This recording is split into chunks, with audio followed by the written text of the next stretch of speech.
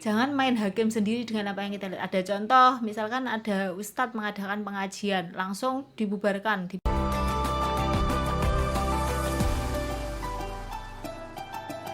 Assalamualaikum warahmatullahi wabarakatuh. Waalaikumsalam warahmatullahi wabarakatuh. Lama tidak on air kita pemirsa. Sebelum kita masuki acara inti, pada kesempatan ini kita berjumpa lagi dengan Bu Atik. Pun pinten sasi Bu niki. Sudah besar. Sudah besar, ruangannya terasa semakin sempit. Ada beberapa kabar terbaru dari KUA yang baru saja di launching, ada yang namanya sekolah haji. Iya.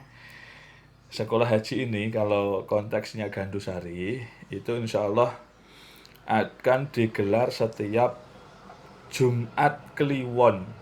Waktunya ba'da Jumatan kurang lebih jam 1 sampai Asyar. Menunggu informasi selanjutnya, menunggu surat resmi yang akan kita edarkan ke masyarakat luas. Beberapa pertanyaan yang masyarakat tanya itu begini. Apakah pelaksanaan ini gratis? Gratis. Ya. Dan apakah orang yang belum mendaftar haji boleh ikut? Boleh. Ya. Terus nanti pelaksanaannya bagaimana? Ya hadir saja di Masjid Agung, Masjid Jamek Gandusari. Nanti Masjid Besar Darussalam Gandusari yang ada di belakang pasar itu, timurnya KUA. Nanti sambil kita tunggu informasi surat resmi selanjutnya, dipersiapkan saja. Gitu ya. Utamanya terkait dengan sekolah haji yang sudah di launching beberapa saat yang lalu. Gitu berarti satu hal. Yang kedua, ini kita juga sedang berada di tahun ajaran baru 2022-2023 dan kita sudah offline insyaallah, berarti corona insyaallah sudah semakin terkendali. Nggih, jadi kebijakan dari pemerintah sudah membuka sekolah, apalagi dengan hadirnya kurikulum Merdeka. Berarti kurikulum Merdeka itu dipakai di dinas dan di madrasah juga ya. Iya. Terus begini, tahun 2022 ini sama Kementerian Agama itu kan sering diarus utamakan menjadi tahun toleransi, tahun moderasi beragama. Moderasi beragama kita ulas sebentar, paling tidak untuk memahamkan itu secara singkat. Ada 4 kata kunci. Yang pertama, Cinta tanah air. komitmen kebangsaan. Ini yang kedua anti kekerasan, yang ketiga toleransi. Toleransi yang kedua, yang ketiga anti kekerasan, yang keempat adaptif terhadap tradisi, penerimaan terhadap tradisi. Agak panjang openingnya, tapi begini berarti kalau di madrasah sendiri, moderasi beragama utamanya untuk madrasah-madrasah di lingkungan Kemenak itu sebagai apa sih? Moderasi beragama itu juga harus sudah disosialisasikan, diperkenalkan, dan difahamkan kepada anak didik. Terutama sebenarnya kalau kita lihat tingkat SD itu sudah masuk itu, karena dilihat dari 4 indikator itu kan sudah kita bisa masukkan sesuai dengan standar pemikiran mereka. Apalagi SMP, MTS itu sudah mulai harus lebih ditekankan lagi, karena tingkat SMA, tingkat MA itu kalau kita lihat kan posisi pencarian jati diri. Jadi mereka itu berada dalam posisi yang paling rawan. Saya ini mau kemana? Saya ini akan di mana, ditempatkan di mana, saya ini mau bagaimana. Ini adalah posisi yang paling rawan untuk para remaja-remaja kita. Jadi untuk tingkat MA, tingkat SMA, ini masalah moderasi beragama ini perlu lebih harus diintensifkan lagi. Kalau kita ngomong langkah preventif, itu misalkan kita kupas dari yang nomor 1, komitmen kebangsaan. Apa ada Bu gejala misalkan anak didik yang ada komitmen yang kurang terhadap NKRI itu sejauh ini. Ternyata kenyataannya kan memang ada nggih. Ada ya. Ternyata kenyataannya kan memang ada, walaupun kita berusaha untuk mengatakan nggak ada, tapi kenyataannya kan memang ada.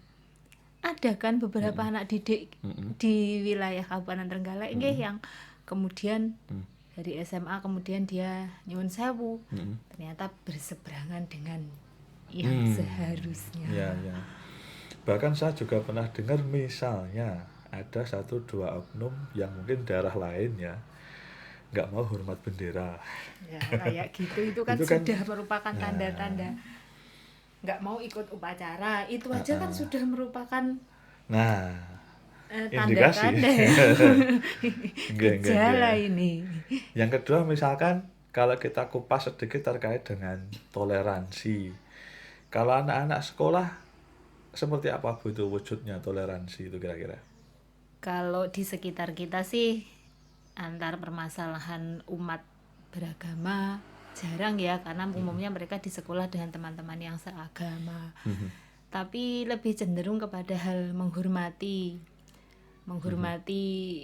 antar teman lah biasanya. Menghormati antar atau pilihan tentang apa. Kadang-kadang kan nggih mohon maaf kita itu sering dibenturkan dengan permasalahan interagama sendiri. Jadi misalkan permasalahan puasa itu anak-anak saja sudah merasakan itu puasanya kok nggak sama dengan saya, itu kok lebarannya nggak sama dengan saya, kemarin Idul Adha kan Wah, beda ya. Kayak seperti itu kan sebenarnya harus kita beri pemahaman ke anak juga. Itu kan permasalahan toleransi juga. Kalau yang lebaran hari ini kenapa, yang lebaran hari ini kenapa, yang mulai puasa hari ini kenapa, yang mulai puasanya masih besok kenapa. Karena anak-anak usia SD saja itu sudah dipertanyakan malam-malam dengan suara takbir, loh besok hari raya loh, ndak kok kita nggak hari raya ya, misalkan bagi yang belum ya, kok kita nggak hari raya ya. Itu kan mereka perlu difahamkan, dan jangan sampai gara-gara temannya itu sudah nggak puasa, dia masih puasa, kemudian terjadi permasalahan di sekolah. Bisa saja itu Ya. terjadi. Ya, dan pemahaman terhadap perbedaan yang seperti ini memang perlu banget ya Bu ya, karena di suatu saat mungkin akan muncul lagi gitu ya. Terus kalau yang ketiga Bu adalah anti kekerasan. Itu wujudnya di sekolah apa sih? Apa termasuk bullying itu? Iya, termasuk itu. Itu malah apa ya, kalau dikatakan kekerasan verbal itu kan sebenarnya bekasnya juga lebih luar biasa sekali. Dan itu banyak sekali terjadi. Biasa anak-anak apa ya, tingkat MI, tingkat SD itu misalkan satu orang nggak mau nemenin itu ditinggal. Udah kamu lari, kamu jalan duluan, kamu ke sana, saya di belakang. 5 orang di belakang, yang satu di depan. Yang depan sendirian disuruh belok kiri, yang lain belok kanan. Kan ditinggalkan, tidak ditemani bermain. Ini kan tidak kasar sebenarnya, tapi Oke. sangat menyakiti. Belum lagi kalau anak-anak rebutan bangku atau banyak sekali. Tanpa disadari itu nanti akan membangun sikap tidak empati juga. Selain itu juga kalau dibiarkan saja, anak-anak pada akhirnya terbiasa menyelesaikan permasalahan dengan emosi, tidak memakai nurani dan akal sehat. Terus yang keempat adalah penerimaan terhadap Terhadap tradisi. Untuk anak-anak sekolah, contohnya apa itu? Kalau penerimaan terhadap tradisi itu sebenarnya kalau untuk anak sekolah belum terlalu tajam sih sebenarnya. Masih bisa dibangun, tapi memang harus memperkenalkan juga dengan adat budaya yang ada. Kayak misalkan kalau tentang lagu daerah, tentang baju daerah, mereka diperkenalkan untuk, kalau disuruh, sekarang nggak ada pawai ya, sudah lama nggak ada pawai, tapi misalkan ada peragaan busana daerah itu nggak boleh milih-milih, harus pakai ini. Dan juga beberapa budaya-budaya yang ada di sekitar kita, baik itu budaya yang bernafaskan Islam ataupun yang memang itu kejawen, senyampang tidak berseberangan dengan nilai-nilai agama. Walaupun toh misalkan anak itu dan keluarganya mungkin tidak mengikutinya, tetapi harus ditekankan untuk menghormati. Nah, Senyampang itu memang Ya. sekali lagi tidak berseberangan dengan nilai-nilai agama. oke, siap. Jadi keempat hal tadi memang sangat bersentuhan dengan anak-anak, utamanya ini di jenjang apa saja? Ya mulai jenjang SDMI, Ih. SMP MTS, Sampai SMA MA. Iya. Dari semua jenjang penting sekali untuk kita menanamkan generasi moderat itu.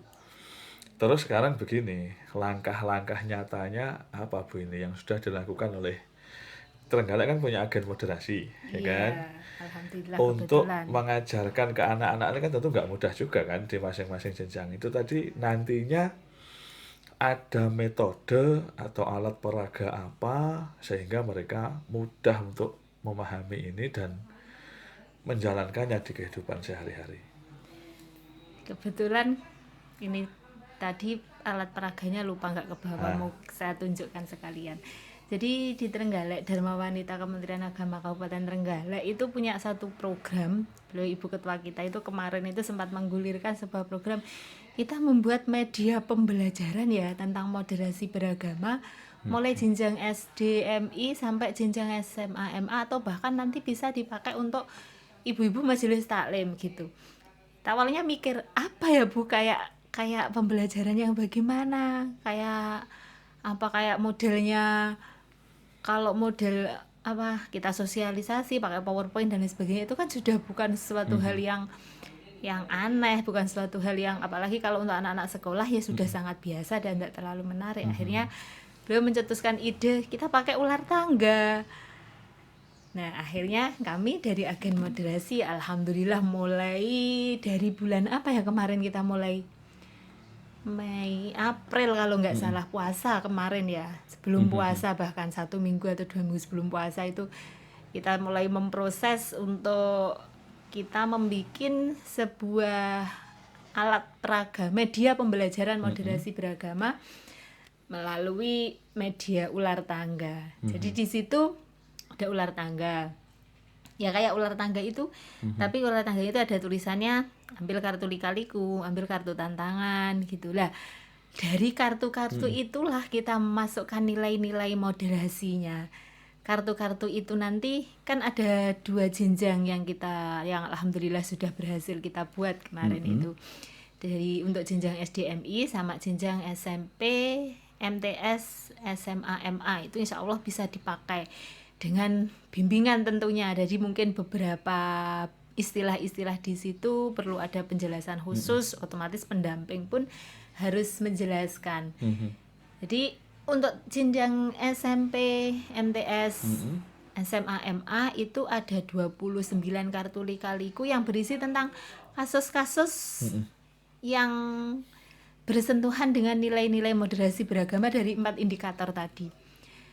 Contohnya? Ya kayak misalkan ada seorang pemuda yang mendirikan sebuah perkumpulan, perkumpulan peci kelabu. Kita buat istilah-istilah yang gak bikin bosen gitu ya. Di situ karena dia itu hidupnya di pesisir, jadi dia diceritakan punya gerakan dengan para komunitasnya itu untuk mencintai alam laut, untuk mencintai di wilayah sekitarnya. Itu kan cinta tanah air kan. Kita menanamkan kecintaan tanah air kepada para siswa itu melalui, oh iya ya, kalau kita mencintai tanah air itu berarti kan kita juga harus menjaga lingkungannya, menjaga komunitas, ekosistem, menjaga ekosistem yang ada di alam itu. Salah satu contohnya, kalau tentang hal-hal lain yang mencintai tanah air ya kita gambarkan contoh-contoh tentang upacara bendera, kasus-kasus yang tidak mau, bagaimana sikapmu kalau misalkan ada teman yang tidak mau mengikuti upacara bendera, tidak mau hormat bendera, atau mungkin ketika kok ada tetangga yang pakai cadar ya, mohon maaf ada tetangga yang pakai cadar ya, bagaimana sikapmu kalau ada tetangga yang pakai cadar, atau langsung curiga kalau itu teroris apa tabayun dulu. Kan kita juga nggak bisa kan, harus menanamkan kepada anak-anak kita kalau nggak semua orang yang pakai cadar itu kan Ya. teroris. Kita nggak boleh Mm-mm. main hakim sendiri, kita tekankan ke arah situ juga, termasuk penghargaan terhadap budaya, bagaimana menghargai budaya itu kita kasih dari kartu-kartu itu, contoh-contoh soal. Jadi ketika mereka menjalankan ular tangganya tadi, dia sampai nomor berapa, oh di situ dia harus ngambil kartu lika-liku, berarti dia mengambil satu kartu lika-liku itu, kemudian membacanya, dan isi dari bacaan itu dianalisa, isi dari pertanyaan yang ada di kartu lika-liku itu dianalisa. Dan ada ruang diskusi di situ ya. Iya kan, satu kelompok berapa orang Oh, iya. gitu. Nanti misalkan 4 kelompok, jadi satu kelompok 4 orang atau 5 orang, kan sudah ada 16 orang Misalkan yang kalau bermain. di anak-anak sekolah itu ada yang berbeda agama misalnya, terus pas hari itu sakit misalnya. Itu ada pertanyaan kayak gitu ya berarti ya. Misalkan sudah 3 hari sakit, kita jenguk enggak ini kan diskusi Iya. nantinya. Ada pertanyaan yang kayak gini, Hah. di satu wilayah itu ada bencana, Hah. jadi kan hampir sama kan sama yang sakit tadi, ada hampir bencana, kemudian di sekolah itu ada penggalangan dana. Lah di tetangga sekolah itu terdampak bencana juga, ada satu warga yang non muslim. Lah gimana ini, termasuk dapat bantuan apa enggak tetangga kita yang non muslim ini, yang agamanya beda, bukan non muslim ya, yang Iya, agamanya iya, beda ini, kita kasih bantuan apa enggak? Ada pertanyaan juga yang kayak seperti itu. Nah, dan itu ruang-ruang diskusi itu ya nanti seru gitu ya kesannya ya. Iya, Dan sekali lagi moderat itu kan mengembalikan ke tengah ya Bu ya. Jadi kita Mengembalikan benar-benar ke mengembalikan ke tengah. Ketika tadi kembali ada tetangga yang pakai cadar, mungkin karena media sekarang beberapa tahun yang lalu memang war on terrorism, dunia itu perang terhadap teroris itu, kita tuh koyok-koyoknya lek lihat gitu kan wis Seng. auto ini itu Sudah kita kembalikan ke tengah lagi, kita nggak boleh gitu lagi kan, itu juga kan moderasi. Iya. Itu salah satunya itu juga. jadi kita harus bisa kita cross check dulu, tabayun dulu kebenarannya itu sebenarnya bagaimana. Jangan langsung menghakimi apa yang kita lihat. Kita ajari anak-anak untuk kritis juga. Jangan main hakim sendiri dengan apa yang kita lihat. Ada contoh, misalkan ada ustadz mengadakan pengajian, langsung dibubarkan, dibacok. Gimana sikap seperti itu? Mengatakan kalau ustadz itu, apa yang disampaikan ustadz itu bid'ah atau gimana misalkan. Ada, memang kita sengaja memasukkan kasus seperti itu, tapi memang Oke.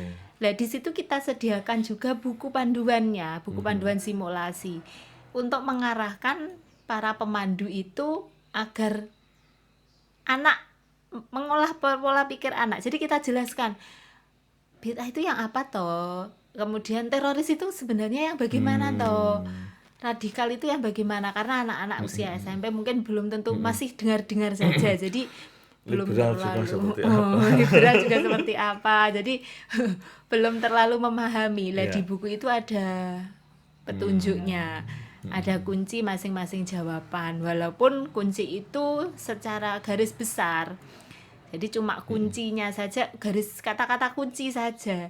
Jadi kita kembangkan sesuai dengan pola pikirnya anak mau jawab apa, yang penting itu memang sesuai, ya sudah, tinggal kita kembangkan saja. Kecuali kalau anak jawabnya salah, kita luruskan.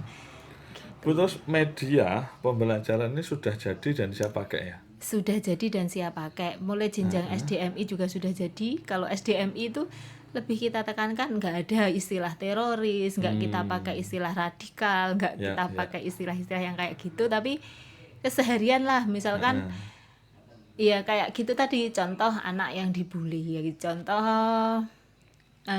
di jalan nggak mau mentaati peraturan lalu lintas, kita tanamkan bibit-bibit taat hukum di situ, saling menghormati, toleransi, mau menerima pendapat orang lain, gotong royong, tolong menolong, gitu yang kita tekankan di pertanyaan-pertanyaan untuk anak yang Jadi SDMI. medianya sendiri yang Iya. moderat di sana ini. Iya, kartu tantangan juga seperti itu. Nanti ada 11 kartu tantangan untuk tingkat SMP MTS itu kita buat ada beberapa esai, contoh bacaan gitu ya.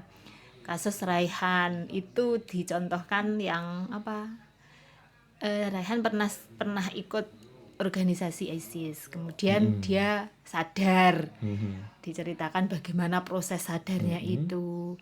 Ada lagi contoh yang ada SD, ada sebuah MTS yang kedatangan tamu dari SMP yang MTS kedatangan tamu dari SMP Kristen. Awalnya nggak bisa kok kayaknya nanti gimana ya nyambutnya gimana. Lah ternyata di situ ternyata berteman dengan agama lain itu bukan sesuatu hal yang menakutkan. Oke, jadi sudah kita dengarkan pemaparan terkait media pembelajaran tadi. Yang terakhir gini Bu, kalau misalkan ada sekolah yang menghendaki ingin punya alat peraga itu, bagaimana caranya? Bisa langsung pesan ke agen atau bisa juga langsung WA ke saya. Nanti dalam satu paket alat peraga itu terdiri dari beberan ular tangga, kemudian ada kartu lika-liku, kartu tantangan, buku petunjuk simulasi, kemudian ada dadu dan juga ada penanda. Oke. Itu ada sekitar Oke. 6 Dan misalkan alat. kita sudah punya alat peraga itu, ngundang pemateri dari agen bisa ya? Bisa. Kalau nggak usah ngundang juga. Jadi konsep kita itu gini. Kita membentuk agen moderasi, kemudian agen moderasi itu membentuk kader di sekolah-sekolah. Kader itu dari ibu guru yang ada di sekolah itu. Lah, dari kader itu membentuk duta. Duta itu adalah siswa. Jadi duta moderasi itu adalah dari siswa-siswa atau misalkan pengurus OSIS-nya atau perwakilan dari satu kelas berapa orang gitu. Jadi dalam permainan nanti ndak kita tetap bisa memainkannya walaupun di situ tinggal pendampingan dari agen sama kader. Jadi agen pun siap untuk mengawal proses pembentukan kader, ngelatih kadernya sama ngelatih dutanya siap. Walaupun kalau kita yang ngawal cuma agen saja, ini saya kasih media, agen diundang sebagai narasumber, ya nanti malah nggak jadi, bukunya nggak makin bermanfaat karena petunjuknya ada di situ akhirnya kan cuma difahami oleh agen saja. Tapi kita berusaha memahamkan petunjuk itu juga dipahami oleh para kader dan para duta moderasi yang Ya. berada dari sekolah itu. Oke. Terima kasih buat waktunya ya. Kita akan banyak sesi ngomongin moderasi beragama. Nanti kita sambung lagi lain Iya, waktu. nggih. Terima kasih pemirsa. Kita akan segera berjumpa lagi di podcast selanjutnya. Assalamualaikum warahmatullahi wabarakatuh. Waalaikumsalam warahmatullahi wabarakatuh.